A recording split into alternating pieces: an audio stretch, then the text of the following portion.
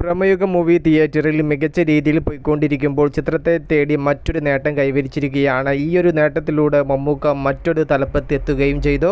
Book my show ആപ്പിൽ 50K reviews രേഖപ്പെടുത്തിയ ലിസ്റ്റിൽ കയറിയിരിക്കുകയാണ് മമ്മൂക്ക ചിത്രം ബ്രഹ്മയുഗം. ബുക്ക് മൈ ഷോ ആപ്പിൽ നമുക്ക് റിവ്യൂസും കാര്യങ്ങളെല്ലാം രേഖപ്പെടുത്തണമെങ്കിൽ ആ ഒരു ആപ്പിലൂടെ ടിക്കറ്റ്സ് ബുക്ക് ചെയ്ത ആളുകൾക്ക് മാത്രമേ ചിത്രത്തിന് റിവ്യൂ നൽകാൻ സാധിക്കുകയുള്ളൂ. അങ്ങനെ 50K കഴിഞ്ഞ് 52K ആവാനായിട്ടുണ്ട് ബ്രഹ്മയുഗം ചിത്രത്തിന്റെ ബുക്ക് മൈ ഷോ റിവ്യൂ.